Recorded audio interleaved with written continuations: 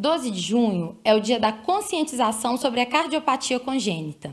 A data, instituída no município por lei de autoria da vereadora Juliana Damos, tem como objetivo alertar a população sobre a importância de um diagnóstico precoce. Segundo dados do Ministério da Saúde, cerca de 30 mil crianças nascem com cardiopatia congênita todos os anos no Brasil.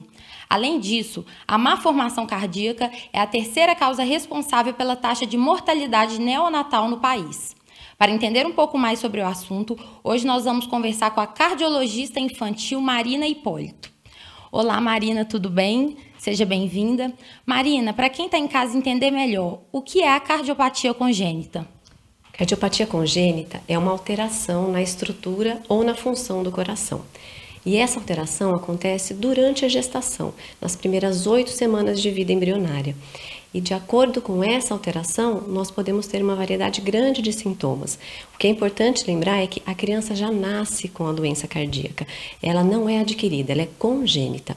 Os principais sintomas são, sem dúvida nenhuma, o quadro de cansaço. No bebê pequenininho, esse quadro vai se manifestar durante as mamadas. Os bebês eles se cansam facilmente, eles têm dificuldade para mamar, muitas vezes eles precisam interromper a mamada para descansar e depois retomam a mamada. Nas crianças maiores, nós vamos observar um cansaço às atividades do dia a dia, então correr, jogar bola, brincar. Muitas vezes as mães nos trazem essa queixa: meu filho se cansa mais rápido que os amigos da escola, ou se cansa mais rápido que os irmãozinhos.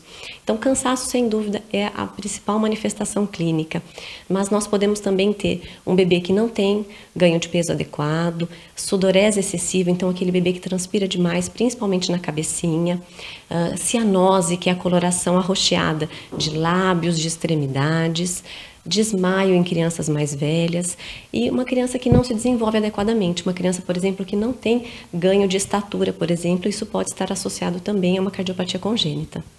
E como é feito o diagnóstico? A partir do momento em que o médico tem a suspeita clínica, ou porque achou a criança muito cansada, ou o coração muito acelerado, ou houve um sopro durante a avaliação clínica, essa criança é encaminhada e a gente tem uma gama de exames que a gente pode lançar mão. Entre eles a radiografia de tórax, o eletrocardiograma, o ecocardiograma, que é o principal exame, é uma ultrassonografia que avalia o formato do coração, toda a anatomia cardíaca, as paredes do coração, as válvulas, o tamanho, a função do coração, é o principal exame. E para os casos mais complexos, mais graves, nós temos também exames mais elaborados, como a tomografia, a ressonância, a cintilografia, o cateterismo cardíaco. O importante é a gente falar de diagnóstico precoce, principalmente nas cardiopatias que causam risco de vida para o recém-nascido. Então, existem bebês que já têm indicação, algumas gestantes necessitam fazer essa ultrassonografia ainda na gestação, é o que a gente chama de ecocardiograma fetal. Então, quem são essas gestantes? Então, gestantes acima de 35 anos, gestantes que elas próprias tiveram cardiopatia na infância ou o marido, gestantes que já tiveram um filho anterior cardiopata, mulheres que sejam lúpicas ou que tenham diabetes, mulheres que façam uso de alguma medicação que sabidamente causa má formação cardíaca, como alguns antidepressivos, alguns anticonvulsivantes, alguns anticoagulantes, gestantes que usem droga ou álcool durante a gestação, mulheres que por algum motivo, durante um ultrassom obstétrico, foi evidenciado que existe alguma outra má formação ou suspeita clínica de síndrome genética, e mulheres que também durante o pré-natal tenha sido feito o diagnóstico de alguma infecção, principalmente rubéola e toxoplasmose. E o tratamento, como deve ser realizado? Nós temos vários tipos de cardiopatia. Então, existem aquelas que não comprometem a qualidade de vida do paciente.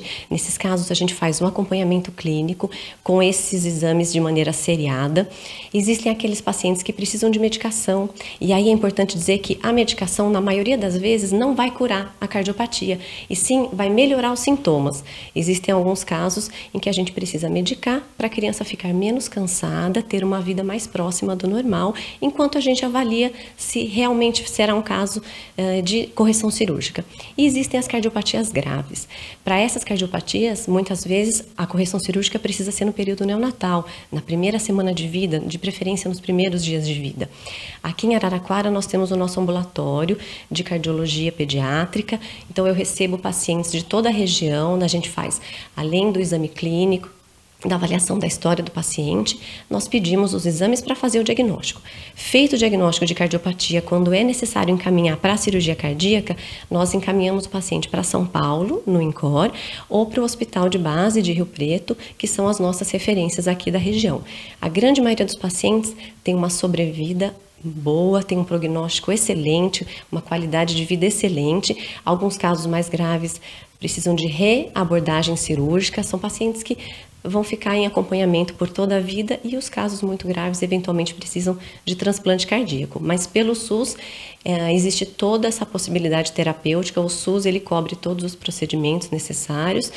O que nós temos dificuldade muitas vezes é de conseguir um leito de UTI. Aqui na nossa cidade nós não temos cirurgia cardíaca infantil até o momento, então nós precisamos, como eu já disse, encaminhar os pacientes e muitas vezes as UTIs estão cheias, nós não temos vaga e isso atrasa bastante a transferência da criança e muitas vezes compromete a saúde do bebê que muitos não aguentam. Obrigada, Marina. Lorena Campos para a TV Câmara.